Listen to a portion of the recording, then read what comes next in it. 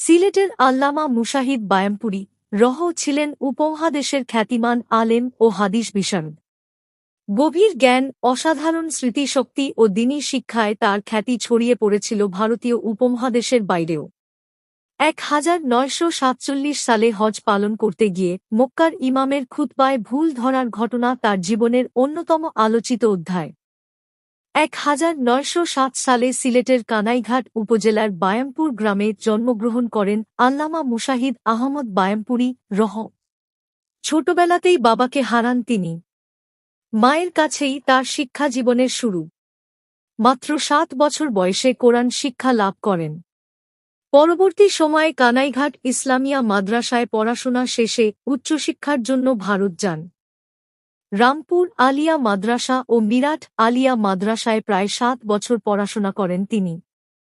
হাদিস, তাফসির, ফিকহ, আকাইদ ও দর্শন সহ বিভিন্ন বিষয়ে গভীর জ্ঞান অর্জন করেন।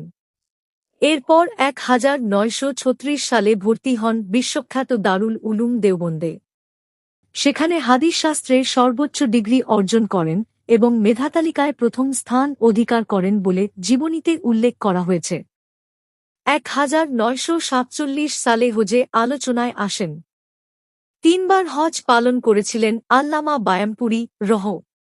1947 সালের হজে তার জ্ঞান ও পাণ্ডিত্যের পরিচয় পেয়ে আরবের আলেমরা বিস্মিত হয়েছিলেন বলে তার জীবনীতে উল্লেখ রয়েছে।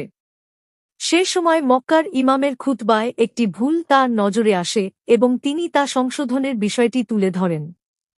তার হাদিস শাস্ত্রের জ্ঞান ও গভীর পাণ্ডিত্যে তৎকালীন সৌদি আলেমরা মুগ্ধ হন বলেও বিভিন্ন জীবনীগ্রন্থে দাবি করা হয়েছে। এমনকি সৌদি আরবের তৎকালীন বাদশাহ তাঁর সামনে রাষ্ট্রীয় সংবিধান পেশ করে কোথাও ভুল বা সংশোধনের প্রয়োজন আছে কিনা দেখতে বলেছিলেন, এমন কথাও তাঁর জীবনীতে পাওয়া যায়। পরে তিনি বেশ কয়েকটি বিষয় সংশোধনের পরামর্শ দেন বলে উল্লেখ করা হয়েছে। দেশে ফিরে হাদিস শিক্ষায় আত্মনিয়োগ। দারুল উলুম দেওবন্দ থেকে পড়াশোনা শেষ করে আল্লামা বায়ামপুরী রহ ভারতে শিক্ষকতা শুরু করেন। পরে সিলেটবাসীর অনুরোধে দেশে ফিরে সিলেট সরকারি আলিয়া মাদ্রাসায় শায়খুল হাদিস হিসেবে দায়িত্ব পালন করেন। গাছবাড়ি জামিউল উলুম কামিলা মাদ্রাসাতেও তিনি হাদিসের পাঠদান করেন। 1953 সালে নিজ জন্মস্থান কানাইঘাটে ফিরে এসে কানাইঘাট ইসলামিয়া মাদ্রাসায় যোগ দেন। পরে প্রতিষ্ঠানটির নাম পরিবর্তন করে দারুল উলুম কানাইঘাট রাখা হয়। 1954 সালে সেখানে দাওরায়ে হাদিস চালু করেন তিনি। জীবনের শেষ দিন পর্যন্ত প্রতিষ্ঠানটির পরিচালক ও শায়খুল হাদিস হিসেবে দায়িত্ব পালন করেন। তার পাঠদানের খ্যাতি ছড়িয়ে পড়লে দেশের বিভিন্ন অঞ্চল থেকে শিক্ষার্থীরা কানাইঘাটে ছুটে আসতেন। তার গড়ে তোলা এই প্রতিষ্ঠান পরবর্তীতে সিলেটের অন্যতম গুরুত্বপূর্ণ দ্বীনী শিক্ষাকেন্দ্রে পরিণত হয়। সমাজ সংস্কারেও ছিল বড় ভূমিকা। শিক্ষাদান ও লেখালেখির পাশাপাশি মুসলিম সমাজের কুসংস্কার, অনাচার ও বিভিন্ন সামাজিক অসঙ্গতির বিরুদ্ধে সোচ্চার ছিলেন আল্লামা বায়ামপুরী রহ। সিলেটের বিভিন্ন এলাকায় তিনি ওয়াজ ও নসিহত করতেন। রমজান মাসে সিলেটের বন্দরবাজার জামে মসজিদে তারাবির পর থেকে শাহরি পর্যন্ত তাঁর তাফসির ও আলোচনা শুনতে বিপুল সংখ্যক মানুষ জড়ো হতেন। তার আলোচনা ছিল ধর্মীয় জ্ঞানের পাশাপাশি বিজ্ঞান ও সমাজ জীবনের বিভিন্ন বিষয়েও সমৃদ্ধ। রাজনীতিতেও সক্রিয় ছিলেন। আল্লামা বায়ামপুরী রহ রাজনীতিতেও সক্রিয় ছিলেন। তিনি তার শিক্ষক মাওলানা হোসাইন আহমদ মাদানী রহ এর আদর্শে অনুপ্রাণিত হয়ে জমিয়তে উলামায়ে ইসলাম পূর্ব পাকিস্তানের রাজনীতিতে যুক্ত হন।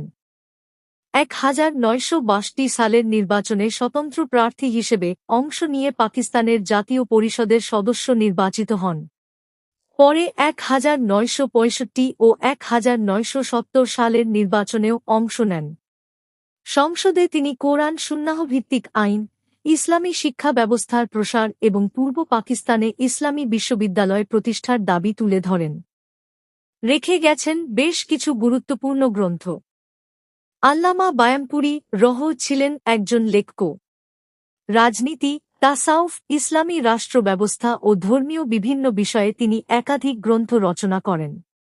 তার উল্লেখযোগ্য গ্রন্থের মধ্যে রয়েছে ফাতহুল কারিম ফি সিয়াসাতিন নাবিল আমিন, আল ফুরকান বাইনাল হকে ওয়াল বাতিল ফি ইলমিত তাসাউফে ওয়াল ইহসান, সত্যের আলো, ইসলামে ভোট ও ভোটের অধিকার এবং শেমাউল কোরআন।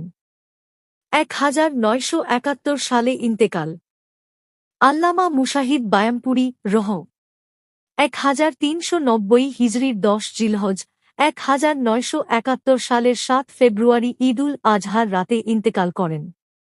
পরদিন ঈদের দিন আসরের পর তার জানাজা অনুষ্ঠিত হয়। তার ছোট ভাই আল্লামা মুজাম্মিল রহ জানাজায় ইমামতি করেন। নিজ হাতে গড়ে তোলা দারুল উলুম কানাইঘাট মাদ্রাসার সামনেই তাকে দাফন করা হয়। আল্লামা বায়ামপুরী রহ এর জীবন ছিল জ্ঞানচর্চা, হাদিস শিক্ষা, সমাজ সংস্কার ও দ্বীনী খেদমতের এক দীর্ঘ অধ্যায়। সিলেটের কানাইঘাটের এই আলেম তার শিক্ষা ও কর্মের মাধ্যমে উপমহাদেশের ধর্মীয় অঙ্গনে দীর্ঘস্থায়ী প্রভাব রেখে গেছেন।